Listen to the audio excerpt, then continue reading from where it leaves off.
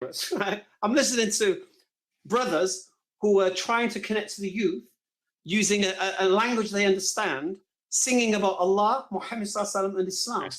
So the only thing you can come away with thinking after listening to this is Islam, Allah, or the Prophet Muhammad Sallallahu. And then when people say, oh, no, you can't. I'll give you one example, last example. Right? I used to be in my market, right? And there used to be a reggae stall selling all music opposite my store. I used to sell Islamic goods. They're selling there. So anyway, so I'm like, all right. So I'm playing nasheeds, right? To compete. Sami Yusuf and all that, right? Singing about Allah and whatever. And brother, what? Brother, you can't do this. I'm like, well, do what? You can't, this is music. This is haram, brother.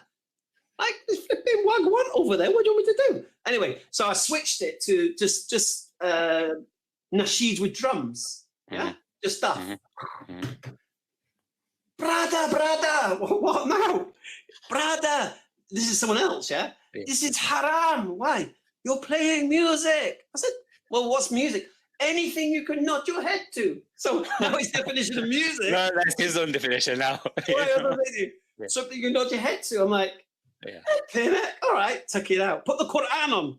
I put the Quran on now. Playing beautifully in the marketplace in the Masjid al-Shaitan, yeah? Brother. Oh, what now?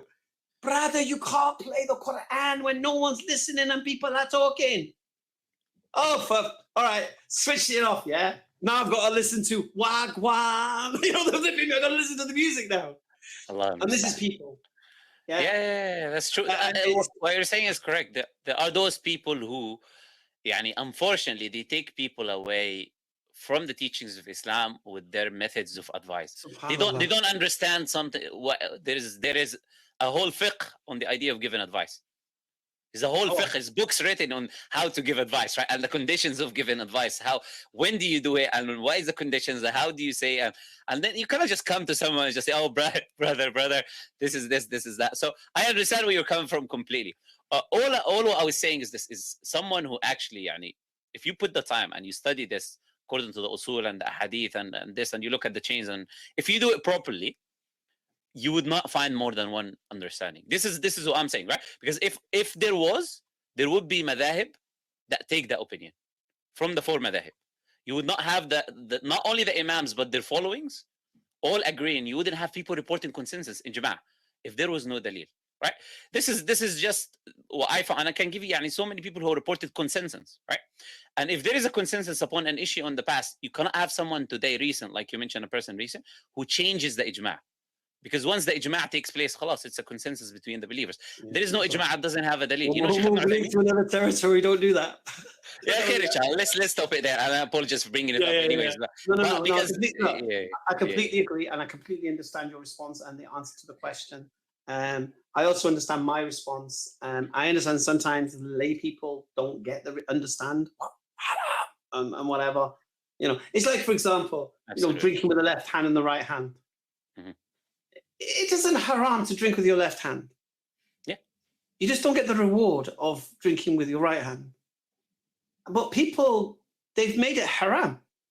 Because they don't understand the fiqh. They don't understand they don't understand it. And then you're like, and so many people say it, and I do try my best. I'm a left-handed, so I do try my best.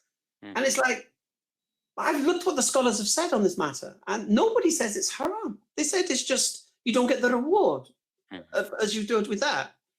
And then everybody says, and then they quote the hadith. Shaitan drinks with his left hand and all this. Yes. You don't think the scholars have seen these hadith?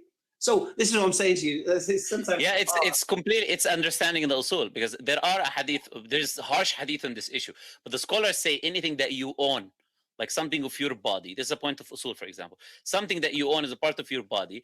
The prohibitions are usually makruh, not haram, because this is something a part of your body, right? Use what you use and what you don't use. So it's the issue of usul that people don't study, don't understand. They take the hadith and then they use the hadith, right?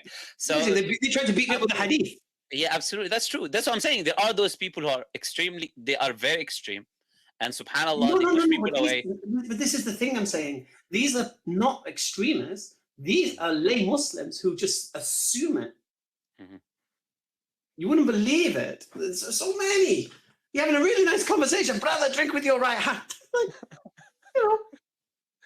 Allah understand.